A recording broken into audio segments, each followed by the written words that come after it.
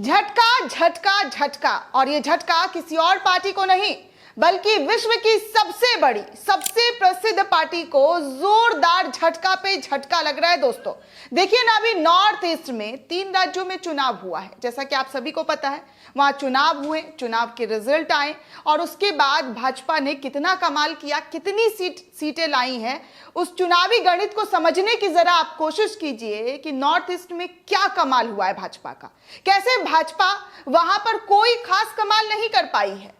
आप सबको पता है कि बीजेपी के तमाम बड़े नेता नॉर्थ ईस्ट में जाकर प्रचार प्रसार कर रहे थे। खुद प्रधानमंत्री ने कमान संभाला हुआ था। Amit Shah free gas cylinder की बातें कर रहे थे, वादा कर रहे थे। सब कुछ नॉर्थ ईस्ट में आजमाया गया, लेकिन त्रिपुरा छोड़कर अगर बात करें नागालैंड और मेघालय की, तो वहां कितना कमाल कर पाई है भाजपा, वो आपके सामने है।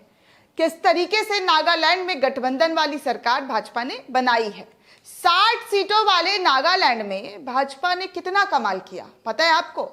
60 सीटों वाले नागालैंड में भाजपा ने मात्र 12 सीटें जो है वहां पर दर्ज की है, 12 सीटें हासिल हुई है।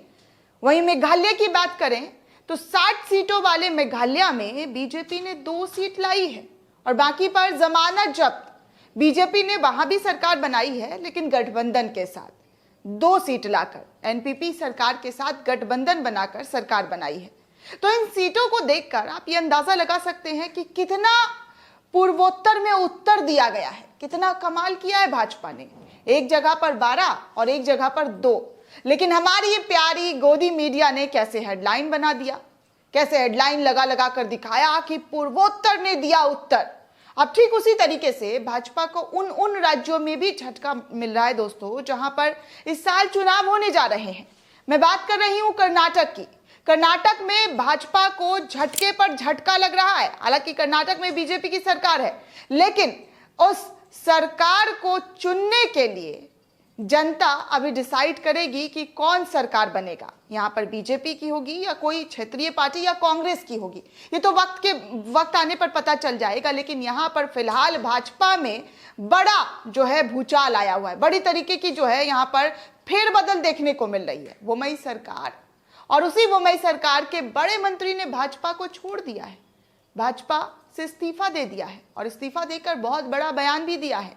इस पूरे वीडियो में आपको बताऊंगी कि क्यों छोड़ा है भाजपा के बड़े कर्नाटक के मंत्री ने भाजपा को। दोस्तों, कर्नाटक विधानसभा चुनाव 2023 से पहले सत्तारूढ़ बीजेपी को झटका देते हुए 4 बार के एमएलसी पुतना ने बीजेपी छोड़ दी है और कांग्रेस में वो शामिल हो गए हैं। जी हाँ दोस्तों, बीजेपी छोड़कर कांग्रेस में शामिल हो गए। यही कांग्रेस के लोग कांग्रेस छोड़कर बीजेपी जा रहे थे, तो बीजेपी कितना हेडलाइन लगा लगा कर बता रही थी ट्विटर के माध्यम से कि देखिए कैसे कांग्रेस जो है डूब रही है, डूबती नैया हो गई है, उनको कोई खबैया नहीं है। लेकिन अब जो है, जहां पर खुद बीजेपी की सरकार है और बीजेपी सरकार में 3 बार एमएलसी चुने गए पुतना ने बीजेपी को छोड़कर कांग्रेस का दामन थाम लिया है। राज्य के 2 मंत्रियों ने भी बीजेपी की गतिविधियों से खुद को दूर कर लिया है। ये सब ऐसे समय में हो रहा है दोस्तों, जब 12 मार्च को प्रधानमंत्री नरेंद्र मोदी उस राज्य की यात्रा करने वाले हैं, यानी कि कर्नाटक में उनका जनसभा होने वाला है, रैलियां होने वाली है। और उससे पहले प्रधानमंत्री के सामने कितने संकट के पहाड़ जो है वो सीधे से सामने आ गए हैं। इस घटनाक्रम ने बीजेपी को संकट में डाल दिया है। उनकी तकलीफें, उनका सोच, उनका विचार जो है चुनाव जीतने का, वो किस तरीके से अस्थिर हो गया है, अस्थिर। जी हाँ, वो साफ तौर पर नजर आ रहा है। पुतना बैंगलोर शिक्षक निर्वाचन क्षेत्र से विधान परिषद के लिए चुने गए थे।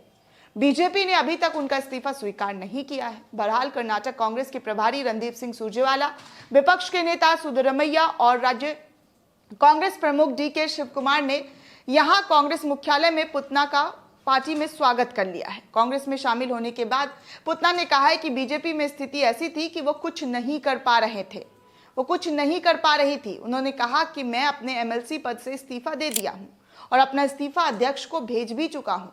राज्य में शिक्षकों की एक भी मांग बीजेपी सरकार में पूरी नहीं हुई। शिक्षकों ने 142 दिनों तक दिन रात विरोध किया। उनमें से 2 ने आत्महत्या तक कर ली, लेकिन बीजेपी सरकार ने, वोमई सरकार ने उनके बारे में सुध तक नहीं ली, उनके बारे में सोचा तक नहीं। सीएम वसुंधरा बोमई के साथ उनकी 30 से 40 बैठक बेकार हुई। पुतना ने आगे ये भी कहा कि मैंने अपने 20 साल के राजनीतिक करियर में ऐसा भ्रष्ट परिदृश्य कभी नहीं देखा है। मेरी अंतरात्मा मुझे बीजेपी में बने रहने के लिए अब चुभ रही है। सिद्धरामैया ने कहा कि पुतना का 4 साल का कार्यकाल अभी बाकी था, उसके बावजूद अपने पद से इस्तीफा दे दिया है। उन्होंने भाजपा की प्राथमिक सदस्यता से भी इस्तीफा दे दिया है। वो हिंदुत्व के उकसावे से तंग आ चुके हैं कि कैसे हिंदुत्व के नाम पर उस्कावा किया जाता है, लोगों को जो है मार पीट और किस तरीके से फसाद किया जाता है, तो इससे भी वो तंग आ चुके हैं। सुरजेवाला ने यह भी कहा कि 40% सरकार और इसकी युवा विरोधी, शिक्षक विरोधी नीतियों से घुटन महसूस कर रहे पुतना ने बीजेपी की सदस्यता से इस्तीफा दे दिया है। एमएलसी के रूप में उनका 4 साल का कार्यकाल बाकी है दोस्तों। कांग्रेस उनके साहसिक कदम की सराहना कर रही है। बीजेपी की उल्टी गिनती जारी है, इस तरीके की बातें कांग्रेस की तरफ से कहा जा रहा है। बीजेपी को यह झटका ऐसे समय में मिला है जब राज्य के मंत्री वी सोमन्ना और एमसी नारायण गौड़ा ने खुद को पार्टी की गतिविधियों से दूर कर लिया है। सूत्रों की माने तो ये दोनों भी कांग्रेस में शामिल होने के लिए तैयार बैठे हैं। पूर्व सीएम और कर्नाटक बीजेपी के वरिष्ठ नेता बीएस येदियुरप्पा ने जब ये बयान दिया कि मौजूदा तमाम विधायकों के टिकट कटेंगे, तो बीजेपी में भगदड़ की स्थिति बन गई है। और जिस तरीके से चीजें देखने को मिल रही है, बीजेपी को कर्नाटक से किस तरीके का झटका लगा है वो आपके सामने है। एक तरफ चुनाव है, दूसरी तरफ मोदी जी का वहां पर जनसभा है, और तीसरी तरफ बीजेपी के ही लोग बीजेपी से किनारा करते हुए नजर आ रहे हैं।